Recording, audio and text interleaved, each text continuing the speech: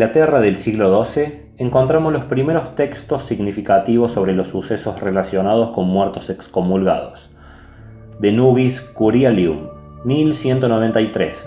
de Walter Map, e Historia Rerum Anglicarum, de 1196, de William Neuburg, que narrarán episodios de hombres muertos que salen de sus tumbas para chupar la sangre de sus víctimas y propagar la peste. Pero será, sin lugar a dudas, el Malleus Maleficarum, de 1487, de los inquisidores Heinrich Kramer y Jacob Sprenger, el tratado más importante publicado en esta época, en el contexto de la caza de brujas y la histeria brujeril. El Malleus encierra historias extraordinarias al servicio de la teología, que tienen como base las creencias populares. Los inquisidores toman la mayor parte de sus relatos de su experiencia directa de las causas instruidas, y a ellos debemos, en gran parte, la concepción de la brujería que se extendería rápidamente por toda Europa. Pero tal y como afirma Lara, este mérito no correspondería por entero a estos dos celosos defensores de la fe, sino que es necesario reconocer el papel que desempeñó el Papa Inocencio VIII, con la bula que promulgó para allanar el camino a los inquisidores. Dicha bula, Sumins Desiderantes Affectivus, otorgaba carta de naturaleza a la brujería y la presentaba como un peligro real. Por lo tanto, y a partir de aquí, la comprobación de la penetración del diablo como agente del mal se encuentra al alcance de cualquiera que mire a su alrededor. Pero el diablo, por ser espíritu, necesita instrumentos humanos que le secunden en su obra destructora del mundo material, y la identificación con las brujas de esa malignidad y la caza de brujas pasarán a ser una realidad. En el año 1645 se publicará el tratado de Leo Aliatus de Graecorum Odie Quorundam Opiniationibus, que será considerado como el primer tratado de vampirismo moderno. Reconocido en su época como máxima autoridad de vampirismo en Grecia, Ayatius atribuyó sobre las bricolacas, que tomaban el cuerpo de aquellos hombres que en vida habían llevado una existencia inmoral. Posteriormente, en el año 1657, se publicará la obra Des Falses Revenants de Francois Richard, que cuenta los hechos acaecidos en la isla de Santorini, en el archipiélago griego. Durante el siglo XVII, la existencia de los vampiros era una realidad en determinadas poblaciones,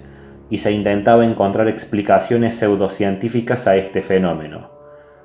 Philip Rohr escribirá Dissertatio Historica Philosophica de Masticatione Mortuorum, publicada en 1679 en Leipzig,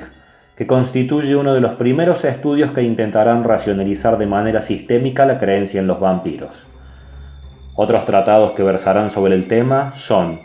Magia Póstuma, 1706, escrita por Ferdinando Scherz, que relataba historias de vampiros de Bohemia y Moravia. Dissertatio de Vampiris Serviensibus, 1733, de John Heinrich Sophius, publicada en Alemania y que relataba cómo los vampiros que salen de sus tumbas extraen la sangre de la gente que duerme. De Masticatione Mortuorum in Tumulis, 1725, de Michael Raff. Dissertazione sopra i vampiri, de Giuseppe Davanzati, 1744, donde el autor negará cualquier influencia demoníaca y lo atribuirá todo a la ignorancia, a la superstición y a la fantasía de los hombres. Pero sin duda, la obra más importante en este contexto será el gran tratado vampírico del abad Dom Augustin Calmet, Traité sur les apparitions des spirits, et sur les vampires ou les revenants de Hongrie de Moravia, en 1746, obra por la que Calmet puede ser considerado el padre de la upirología. El tratado de este autor influyó, además, en otra obra clásica de esta época, el Diccionario Infernal, de 1818, de Jacques Albin Simon Collin de Plancy. En la entrada de Vampires define: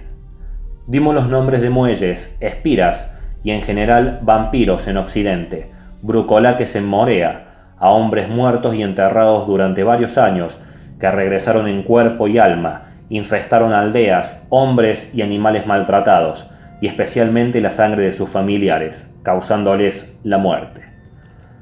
¿Y cuáles eran, según la creencia de la época, las causas, siempre ligadas a la maldad o a actos violentos, que podían convertir a una persona en vampiro? Según Barber, los factores que provocaban las afecciones del vampirismo eran la predisposición, personas diferentes, impopulares o grandes pecadores; la predestinación, niños concebidos durante un periodo de santidad o hijos ilegítimos; casos concretos, como ser mordido por un vampiro o aquellos que en vida hicieron mal uso de las prácticas funerarias. Por otra parte, Cuthbert-Lawson también propone una clasificación de aquellos individuos susceptibles a transformarse en bricolaques. Las clases de personas que tienen más probabilidad de convertirse son aquellos que no reciben los ritos completos y debidos del entierro, aquellos que se encuentran con una muerte repentina o violenta, incluidos los suicidios, o donde la venganza está de moda y los asesinados permanecen sin venganza; niños concebidos o nacidos en uno de los grandes festivales de la Iglesia y niños nacidos muertos;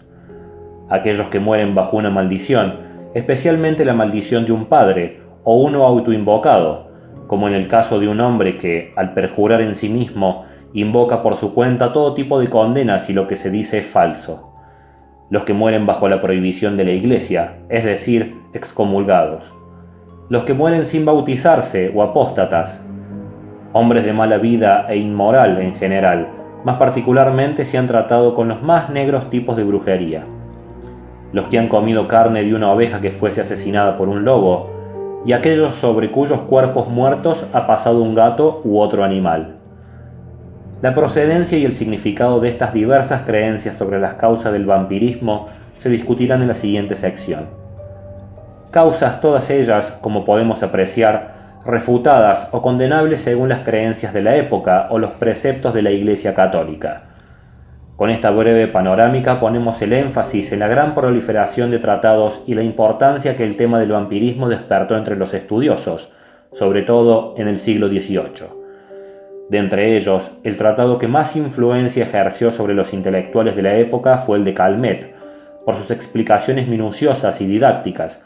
por sus aseveraciones categóricas y por su intento de racionalizar un fenómeno, el del vampirismo, que estaba mortificando y condicionando la vida de miles de aldeanos de la Europa central.